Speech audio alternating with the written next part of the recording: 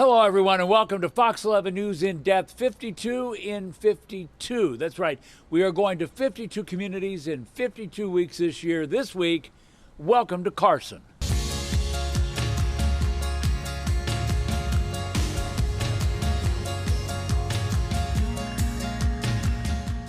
Carson, California, nestled in the South Bay area of Los Angeles County, was never the glamour girl of local regions. The city is made up of manufacturing and industrial concerns, with about half of its area taken up with factories, refineries, and other industrial structures. In the next half hour, we'll show you the Goodyear Blimp inside and out. We'll meet one of the founders of this community. We'll take you to the Porsche experience so you can see what it's like to drive one of those things around. And we'll get a taste of New Orleans right here in this community, all coming up. The city of Carson was formed back in 1968. And if you've ever been down the 405 freeway, you've seen Carson because you've seen that, the big Goodyear Blimp. Goodyear Blimp has been here for about as long as this city has been here. And why don't we get on the gondola and take a look and see what it's like in there?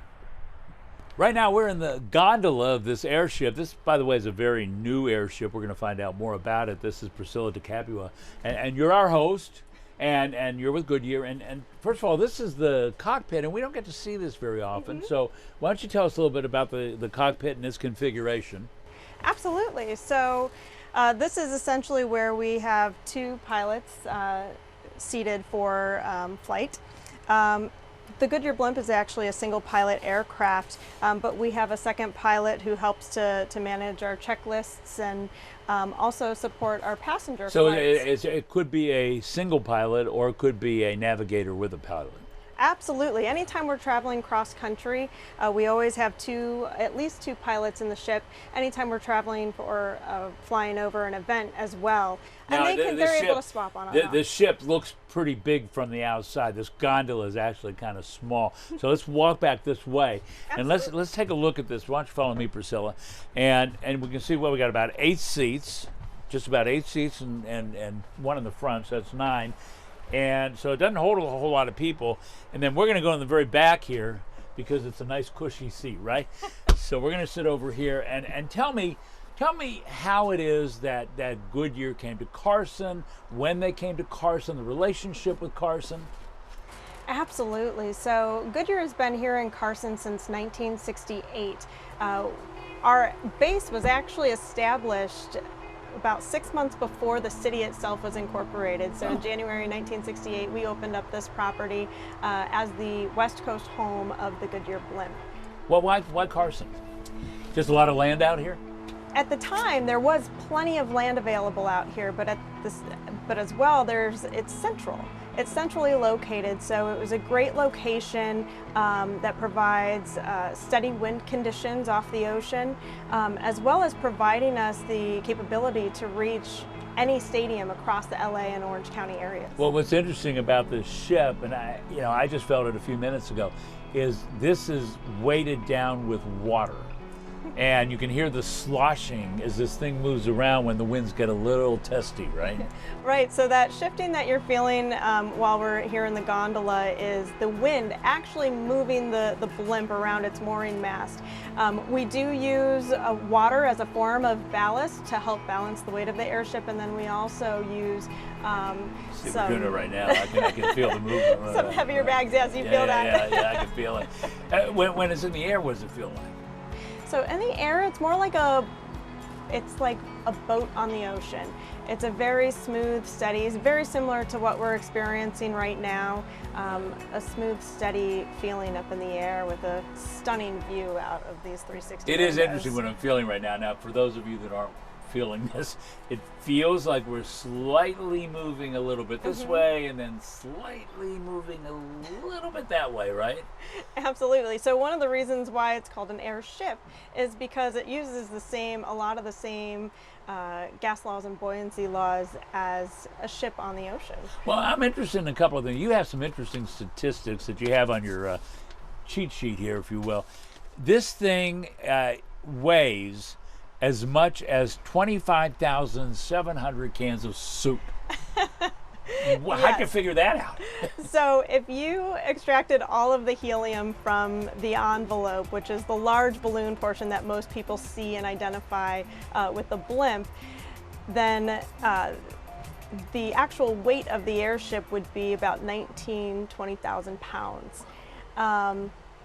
With that helium, of course, it becomes weightless, and that's why we call airship flying or blimp flying lighter than air. Right, right. And another interesting thing, you call this gondola right here, when it's empty, 410 bricks worth of weight. 410 bricks. It's an interesting number to me. Why not 408, 412? Well, overall, it's about 2,600 pounds, just the gondola itself. So it's a fraction of that overarching overall weight. You know, it's interesting. We tend to see the Goodyear Blimp in relationship with sporting events and over stadiums and things like that. And that's how we've all come to learn about this Goodyear Blimp. Not a lot of people get to fly it. As we can see, there aren't that many seats. But how many events do you do a year? How often? And you have ships on both sides of the country, right? We do. So yes. that some of them will go here and some of them will go there.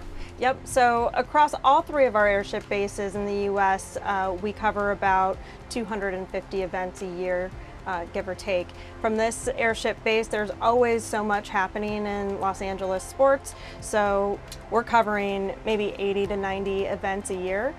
Just out of this Carson base in the West Coast. And you got the big signs on the side that all light up, and it can say, you know, all kinds of things to the people that are watching below. We do. One of the favorite features of fans is our night sign. And what's interesting about our new night sign on this airship is that we can actually run video and graphics. So throughout Looks more the like decades, the Las Vegas Strip with big signs that have video on them. Yes, we've absolutely enhanced that capability. So people who fly on this, and have you flown on this a lot? I've been up before, and it's an incredible experience to see the world from the sky and at this slow pace. See the world from the sky at a slow pace.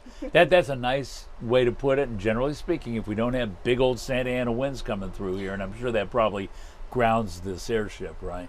Wind conditions can impact our flight capabilities. So when you don't have bad winds, then you have beautiful flights. Oh, absolutely. Flights over, that's how we're able to give you all of those terrific views over the stadiums across LA. Okay. Anything else you want to tell us about this incredible airship? And the name of it is? So we're sitting in Wingfoot 3, and you know, for us here at Goodyear, it's a pleasure to be a part of the Carson community, and we look forward to continuing that for many years to come. It's quite an interesting vehicle. They tell me that the height of it is the same as if you took 8 professional basketball players and you had them standing shoulder to shoulder to shoulder. 8 basketball players high. Well, back in the 60s, a group of people got together and decided it would be a good idea to incorporate Carson into a city. When we come back, you're going to meet the surviving member of that group. He's now 85 years old.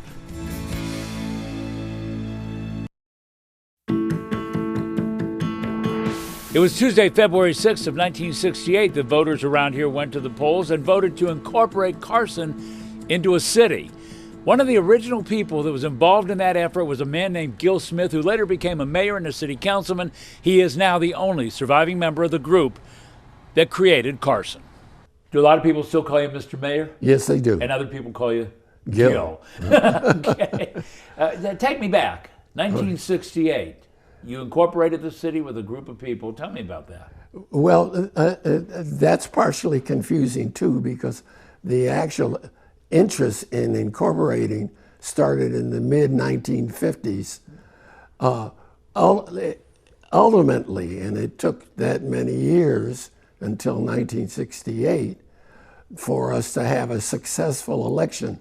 We did not have an election on the previous 6 proposals. The 7th proposal, that one I was chairman of it, and we were able to gained the support of the industrial community, the Dominguez family, the Carson family, as a way in which to show that we were a united community. Why did Carson need to become a city? In order to have a voice in the decisions that were affecting the property development and development in general. You have to, if you were not familiar with the area, there weren't any sidewalks, there were no curbs, gutters, no parks. Well, there was one park that the county had in the area, but jackrabbits, tumbleweed, Old West, no storm drains. They had roads, don't misunderstand that, but they didn't have improved sidewalks and curbs and streets. So the issues back then, when the city was incorporated, were things like infrastructure. That's right. And what else was at issue back then besides infrastructure? Having a voice in the decisions that the county would make, and the state, any other governmental entity. We did not have what we consider to be an effective voice. We used to have two supervisors, Burton Chase and Supervisor Kenny Hahn. Kenny Hahn was generally the most responsive until his death, but he was generally the most responsive. And so trying to work through the county and the county governmental maze was always a challenge for us. So it was the county that was sort of overseeing this unincorporated area until you incorporated, and then you could have a mayor and a city council and self-determination. At the time of Carson's creation, Ronald Reagan was governor of the state. He participated in some of the local events. And so we fast forward now to, a half century later. And are the issues similar? Are the issues very different? The issues are similar, especially in Carson's case, in that it still has undeveloped land. Much of it was tied to the waste disposal industry. So there are a number of old dump sites in the Carson area. You could say the South Bay area, but in the Carson area, there are 23 old dump sites. Those dump sites need to be developed. And so that's what people talk about these That's days. what they talk about. That they talk about the congestion that's coming down the freeways. But we all know about that, don't we? Yes, we do.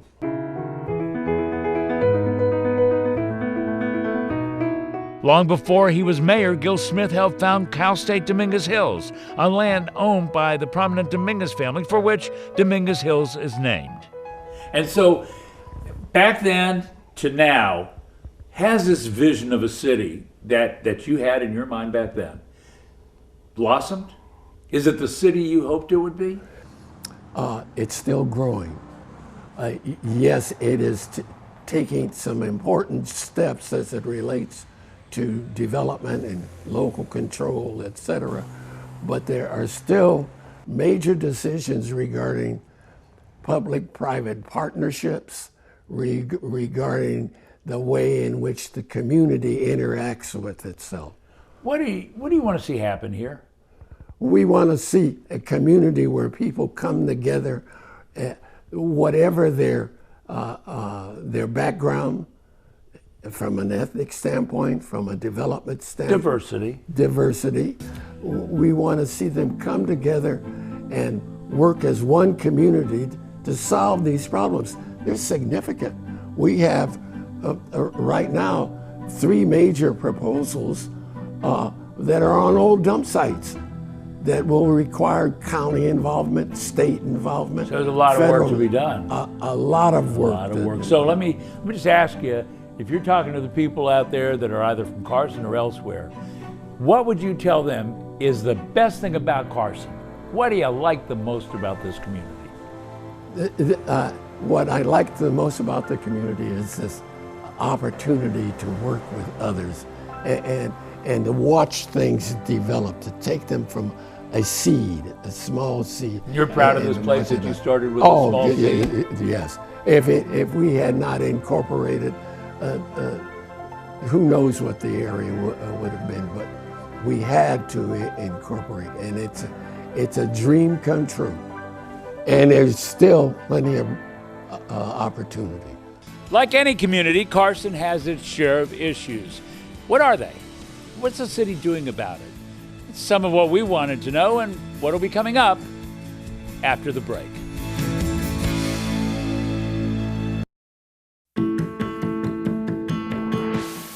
In the early 1900s, aspiring farm families moved into the area. But oil operations run by the prominent Dominguez family occupied much of the northeastern territory. After the Great Depression, the population grew, leaving residents to battle for space with industry.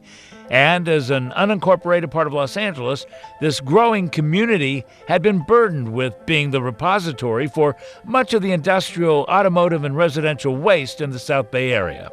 That concern led residents to vote to unite and create the incorporated city of Carson in hopes of stemming the tide of waste. Nevertheless, that's a problem that remains to this day, with the region playing host to several dumps and recycling centers. But one of the new additions to the city of Carson takes advantage of some of the city's open spaces. Take a look at the Porsche Experience Center, sprawling over more than 50 acres of land.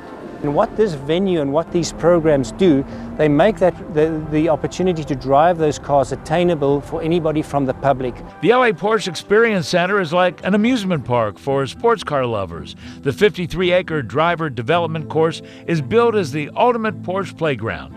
It features the entire lineup of Porsche models all in one place.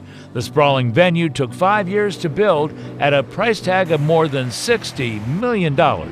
For the company, a facility unique to California was key in bringing the brand to customers. We have a very strong customer base. California as a state basically represents approximately a quarter of our sales nationally. But you don't come to the Porsche Experience to buy a car. You come here to drive one on this track that simulates different road conditions. Today, we're going to take our cars out on the off-road portion of the Porsche Experience Center here in Los Angeles. That includes driving a Porsche onto a giant teeter-totter, driving down a dirt hill with a 78% incline. Yes, it's about as steep as a roller coaster. That hair-raising experience, just the beginning. The driver development track features no less than 8 modules. Ride and handling, we've got low friction areas, we've got wetted surfaces. Drivers can choose from a lineup of 80 different Porsches to put through their paces on a 2-hour test drive, and then visit the restaurant, museum, and gift shop. There's so many things that cities deal with these days, whether it's homelessness, whether it's the housing shortage. So what goes on here in Carson?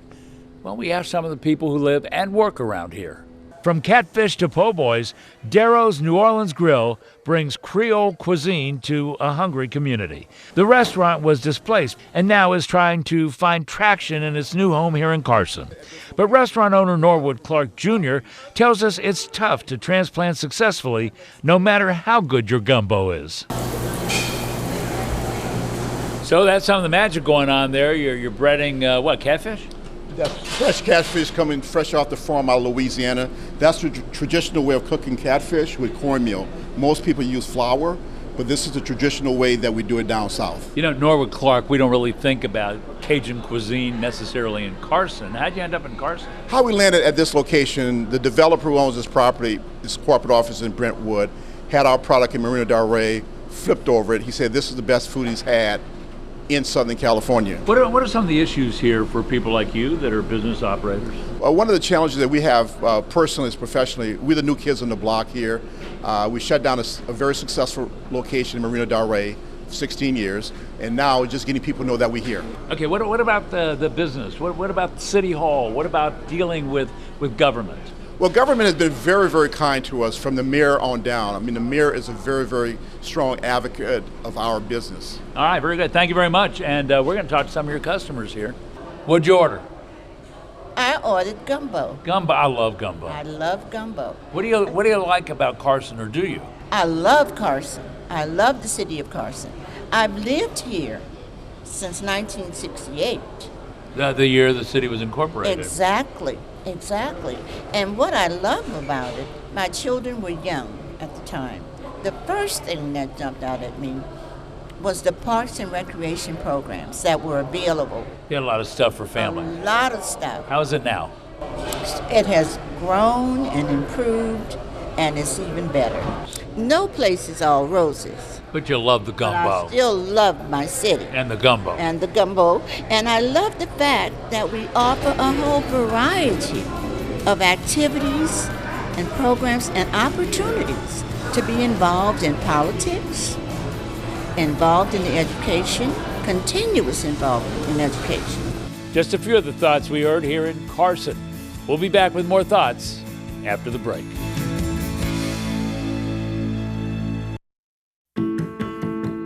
We've moved over here to Carson City Hall, see if we can catch a few residents. What's your name? Sapora Pawali, And how long have you lived here? all my life. All your life, a Carson resident. So tell me, what do you like this town? Yes, I do. I love it. Well, what do you love about it? It feels like family. Like, Does it? Yeah, we feel like a family here. Like I know almost everybody, and we know each other's parents, and so. Are there issues here? I mean, we hear about issues in cities, homelessness and economics, jobs, all kinds of things.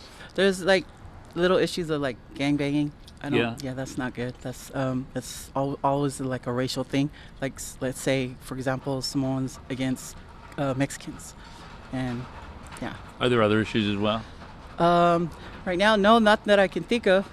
Just. But overall, it's a great place to live. yeah. If you can put blinders on to the Yep. gangs, huh? Yep. I love it. Yeah. We lived in the city of Carson for 10 plus years and also city of Carson employee for 11 years. So what do you do for the city? Park and Recs, Park and Recs. And so tell me, what are the issues here? the refinery. I feel they don't pay their share of taxes compared to other cities, especially Orange County. If they can probably contribute a little bit more, that'd probably help. But do you find that there's anything in your air that's problematic because of the refineries? I have a feeling that is part of the pollution that's contributed mostly part to the air pollution is the refinery. If you look around, there's probably 3-4 refineries in this city compared to other cities. What about homelessness? It's on the rise. It's slowly on the rise. As I roam around the city and driven around the city many times, it is on the rise. What would you like to see happen in this city of yours? That's a tough one. But I would just like the schools to get better and also cleaner air.